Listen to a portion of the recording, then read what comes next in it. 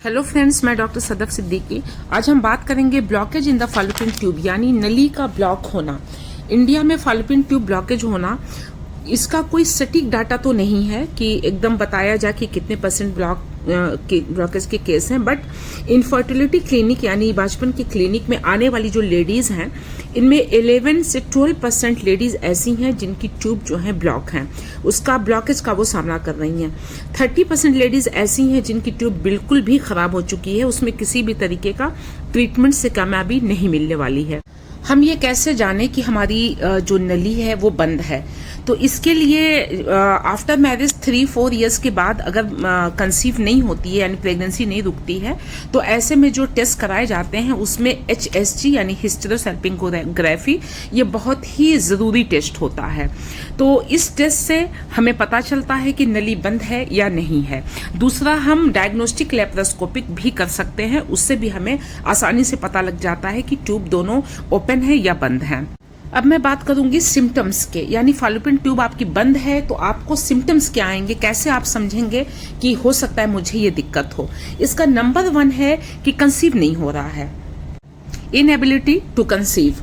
दूसरा जो है मेंस्ट्रुअल प्रॉब्लम्स, इसमें इरेगुलर पीरियड भी हो सकता है या एक्सट्रीमली पेनफुल पीरियड भी हो सकता है, यानी बहुत ज्यादा दर्द के साथ। लोअर एब्डोमेन में दर्द हो सकता है, पेट के निचले हिस्से में स्वेलिंग आ सकती है, इन सम केसेस माइल्ड ब्लोटिंग और बर्निंग सेंसेशन भी जो है नीचे लोअर एब्डोमेन में महसूस किया जा सकता है। इसके कॉजेस क्या हैं? सबसे नंबर 1 पे हम रखते हैं इन्फेक्शन को।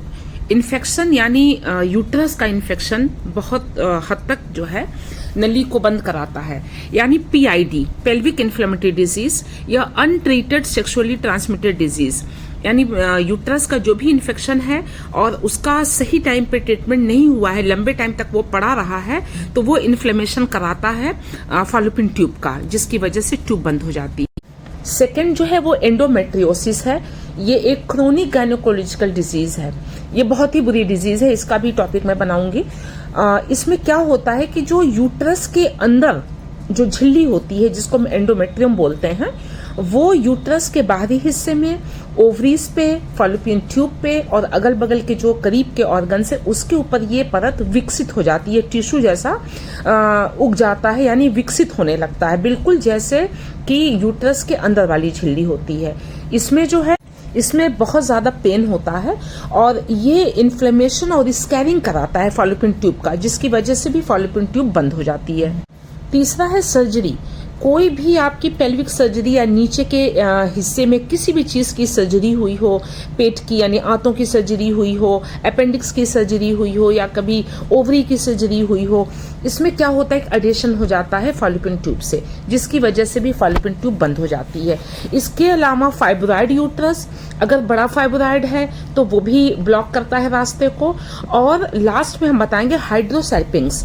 ये जो है, इसमें फ्लूइड जो है, पानी आ जाता है नली के अंदर। ये भी होता कब है? जब आपको PID हो यानी पेल्विक इन्फ्लेमेटरी डिजीज हो या एंडोमेट्रियोसिस हो, इन सब कंडीशन में नली में पानी आ जाता है, उसकी वजह से भी आपकी नली ब्लॉक हो जाती है। अब क्या होता है, दिक्कत क्यों आती है कि भाई ट्यूब बंद है तो प्रेगनेंसी क्यों नहीं रुक रही? क्योंकि this blockage can prevent sperm from reaching the egg. ये अंडे को स्पर्म से मिलने नहीं देते, क्योंकि ब्लॉक है रास्ता, उस वजह से ये दिक्कत आती है, इसलिए प्रेगनेंसी रुकने में मुश्किल आती है। अब बात करेंगे ट्रीटमेंट की। तो देखिए, ट्रीटमेंट कोई स्पेसिफिक नहीं है कि इस ट्रीटमेंट से 100% आपको आराम मिल जाए, लेकिन अगर शुरुआती इन्फेक्शन होता है तो एंटीबायोटिक के कोर्स से ये ओपन हो जाती है।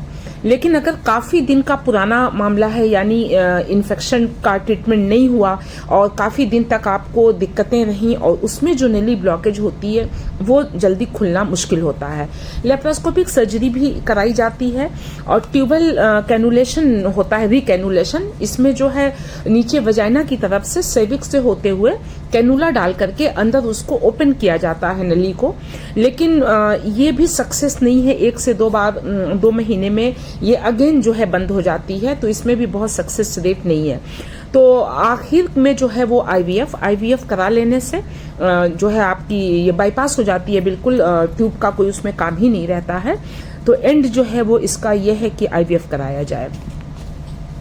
बहुत से लेडीज़ के ये सवाल होते हैं कि can I get pregnant with blocked Fallopian tube, कि क्या मैं बंद नली से प्रेग्नेंट हो सकती हूँ। तो मेरा जवाब है yes, you can get pregnant with blocked Fallopian tube, specially if only one tube is blocked. तो अगर एक नली बंद है तो बहुत इजीली प्रेगनेंसी पॉजिटिव हो जाती है। मैंने बहुत से ऐसे केस किए हैं। लेकिन अगर दोनों नली बंद है तो भी अगर अर्ली स्टेज ऑफ इन्फेक्शन है तो वो भी ठीक हो जाती है। लेकिन अगर ये कामयाबी इससे नहीं मिलती है ट्रीटमेंट से, तो लास्ट इसका जो ऑप्शन है वो IVF है। Thank you so much.